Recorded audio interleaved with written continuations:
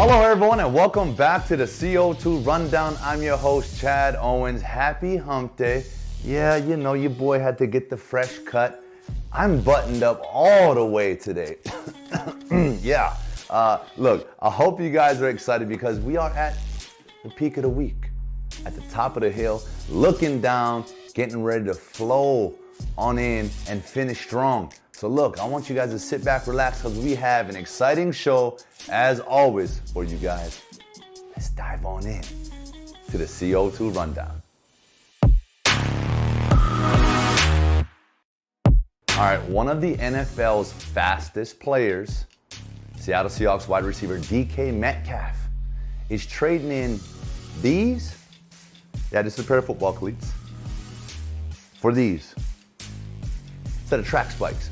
This week, Sunday, DK is running in the USATF Golden Games and Distance Open in Walnut, California. He's running the 100-meter dash. He's trying to qualify for the Olympics, which is going to be held in Tokyo this year.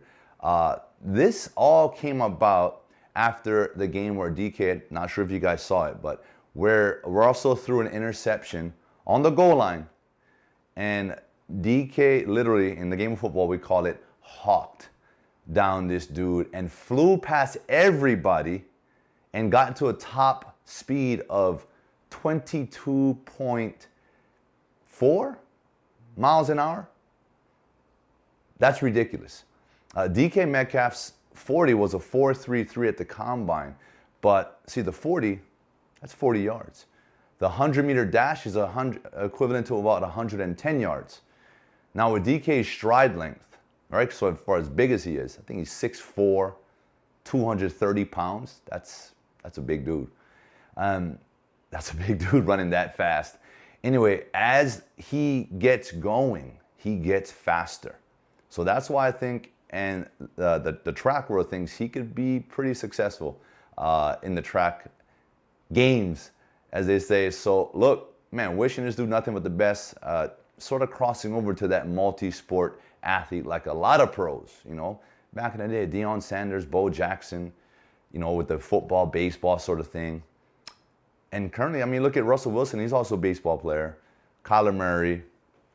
No one's really ventured into the track and field games, though. So, I don't know. I'd like to see Tyreek Hill get out there and run.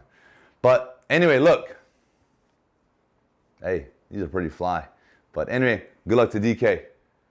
Whew, yeah, what a show we're having so far today. And why do you have that look on your face like I got some cheese on my head? That's because I do got cheese on my head. I'm a cheesehead right now. All you Green Bay Packers fans, yeah, I know you know where I'm going with this. So right now, I'm Aaron Rodgers. I used to like cheese on my head, but now I can't stand the cheese on my head, okay? Right now, Aaron Rodgers and the Green Bay Packers are having a lot of friction. Aaron Rodgers has been sort of complaining to the organization. And then last year, that slap in the face when they drafted a quarterback, right? Love, he wasn't happy about that. So what did Aaron Rodgers do? He went out and became the MVP of the league. So he came out and made a public statement. Says, man, I'm not showing up. I'm done. We don't know what's going on behind the scenes, but we do know that there is some friction. Hey, he's the MVP. He's proved that he's still one of the top, if not the top quarterback in the league. Is he asking for more money, or is it just not about the money? Does he just want out? Does he want to be part of a different organization?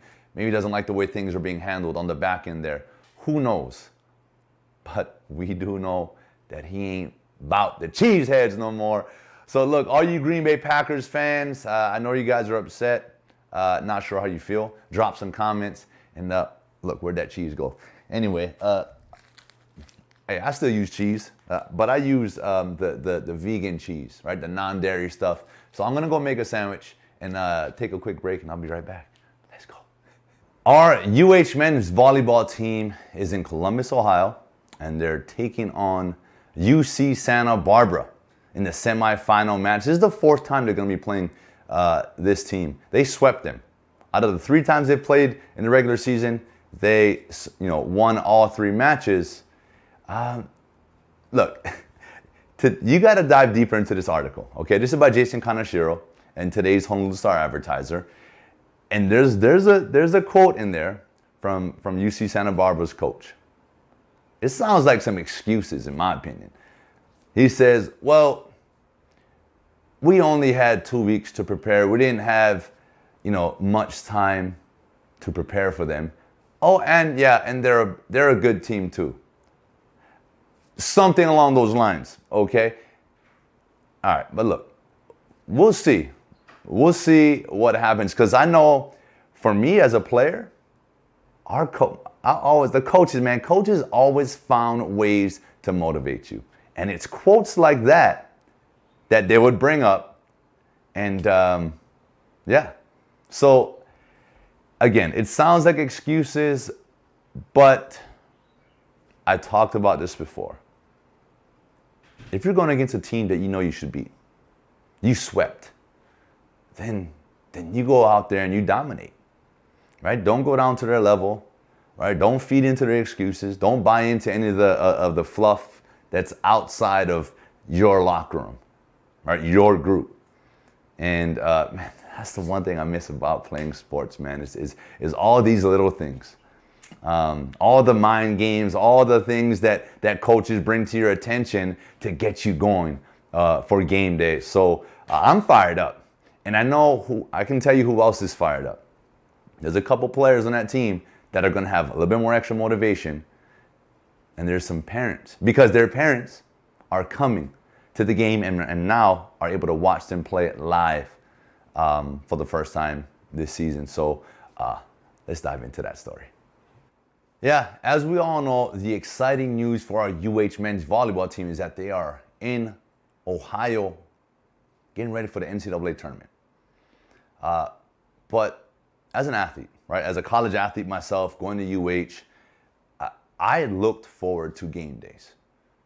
Yep, for the games, for the opportunity to win, opportunity to make plays.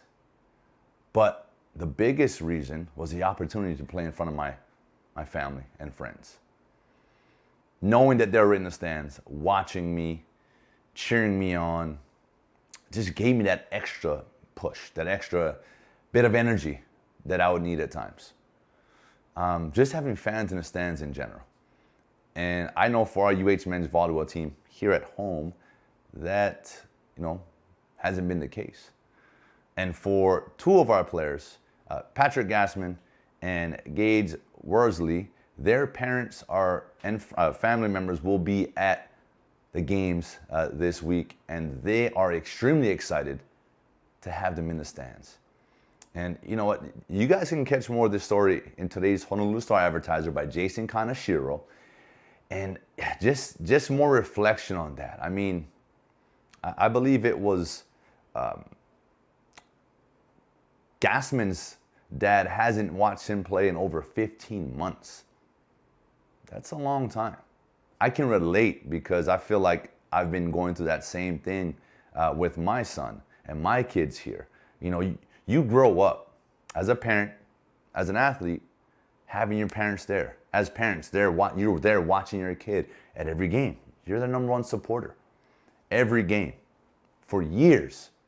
And for that just to come to a complete stop, that's tough to deal with. There's nothing better than live action in person. And so I know those guys, and if there's any more that will have family, friends, they're supporting them, that means a lot. And I know they're going to be digging a little deeper when it comes game time. So congratulations, guys. Enjoy that. And, I'm just happy for those parents and those family members. And that is it for today's show. I want to thank you so much for tuning in. I hope you enjoyed yourself. I hope you got a little laugh out of that cheesehead bit. I sure enjoyed myself. Look, get down to the end of the week. Finish strong, and I'm going to see you all on Aloha Friday.